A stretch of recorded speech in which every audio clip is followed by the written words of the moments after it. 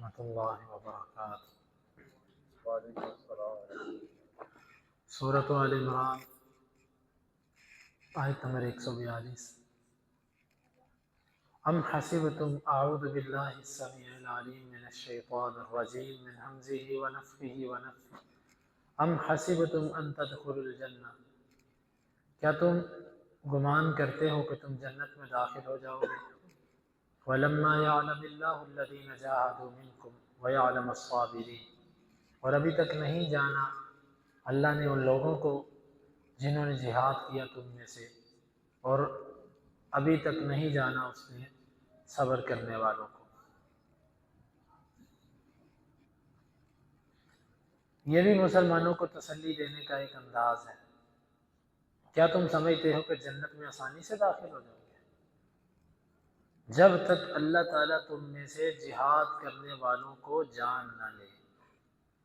پھر وہی سوال کہ اللہ تعالیٰ تو جانتا ہے، اور جہاد کرنے سے پہلے بھی جانتا ہے، اسے کیا ضرورت ہے جاننے کی؟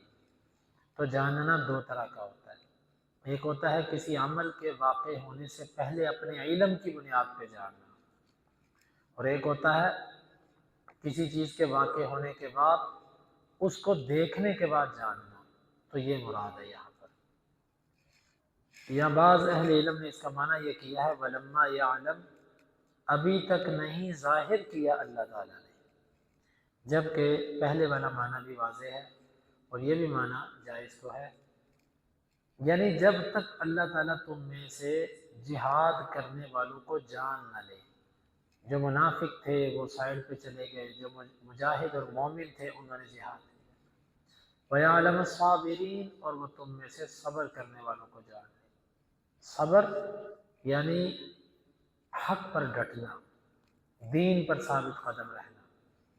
کیونکہ صبر کے جو معنی ہے اس کے تین معنی میں سے ایک معنی یہ ہے کہ اللہ تعالیٰ کی اطاعت پر استقامت، اور دوسرا معنی یہ ہے اللہ تعالیٰ کی نافرمانیوں سے پختہ ہو کر صبر کرنا، اور تیسرا معنی اس کا یہ ہے کہ جو انسان کے اوپر حادثات آتے ہیں اس میں اللہ تعالیٰ کی کسی قسم کی نہ شکری اور نہ قدری نہ کرنا۔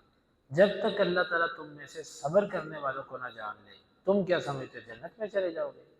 مطلب تم پر آزمائشیں آئیں گی، پریشانیاں آئیں گی، امتحانات آئیں گے، تبھی تو پتہ چلے گا تم صبر کرتے ہو کہ نہیں کرتے۔ اب اس آیت مبارکہ میں ہمارے لیے سبق یہ ہے،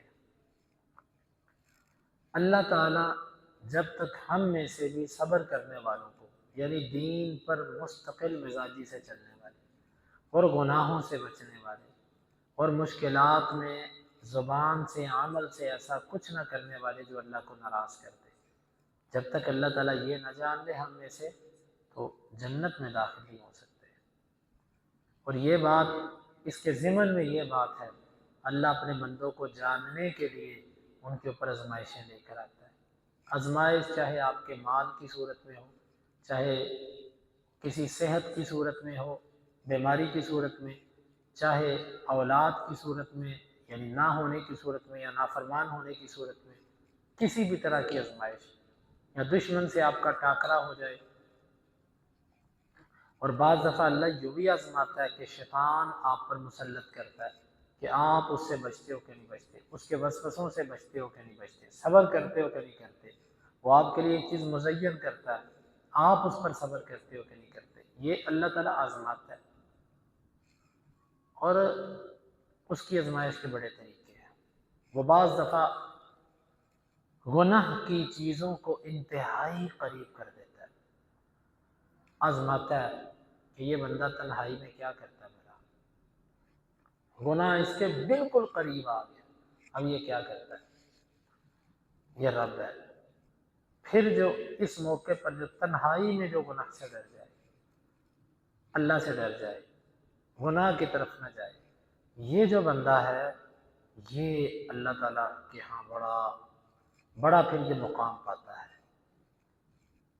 بس گناہ کے جو ہمیں مواقع میسر آتے ہیں اس کا یہ مطلب نہیں ہے کہ ہمیں موقع مل گیا تو فائدہ اٹھا لو، بلکہ اللہ تعالیٰ ہمارے صبر کو چیک کرتا ہے کہ لوگوں کے سامنے تو یہ کچھ اور ہے، ظاہر میں تو یہ کچھ اور ہے، اس کے اندر کیا ہے وہ بھی ذرا میں ظاہر کروں۔